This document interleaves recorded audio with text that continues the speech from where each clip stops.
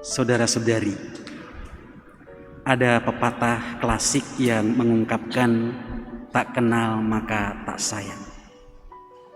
Dan rasa-rasanya pepatah ini bukan sesuatu yang usang, tetapi tetap relevan untuk situasi sekarang.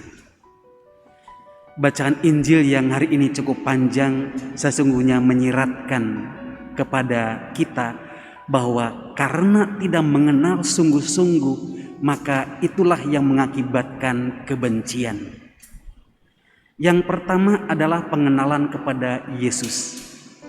Ternyata Yesus dikenal oleh mereka dan terutama oleh Herodes sebagai yang bukan Yesus, tetapi sebagai Yohanes. Bahkan karena kekuasaan dan karena berbagai macam hal ajaib yang dilakukan oleh Yesus, memberikan gambaran bahwa ia adalah Yohanes yang sudah bangkit. Yang kedua adalah pengenalan kepada Yohanes. Andai kata Yohanes dikenal sungguh-sungguh, terutama melalui pesannya, yakni bahwa tidak baik engkau mengambil istri orang lain, maka tidak perlulah orang kemudian menaruh benci dan menaruh dendam. Tetapi karena ketersinggungan dan karena merasa diri dikritik keras, itulah yang jauh lebih maju ketimbang mengambil nilai-nilai, maka kemudian dampaknya adalah pembunuhan. Bahkan ketika pembunuhan itu dirasa tidak mungkin, bahkan cara-cara dirasa sebagai sesuatu yang tidak mudah untuk ditemukan, sekali lagi dendam, kebencian ternyata bisa muncul dalam berbagai kesempatan, dan dalam berbagai kesempatan itu pula strategi untuk melampiaskan kebencian itu muncul.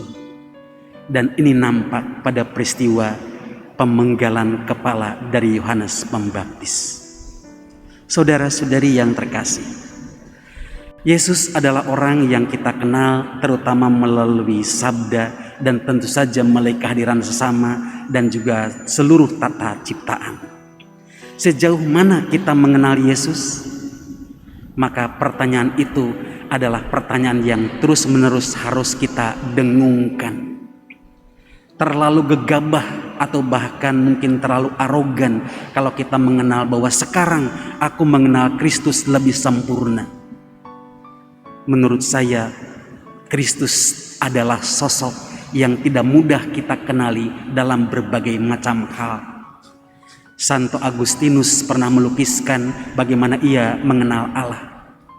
Dia membayangkan Allah itu ibarat samudera raya yang demikian terbentang luas dan dalam. Pengenalannya hanyalah sebatok air dari samudera tersebut.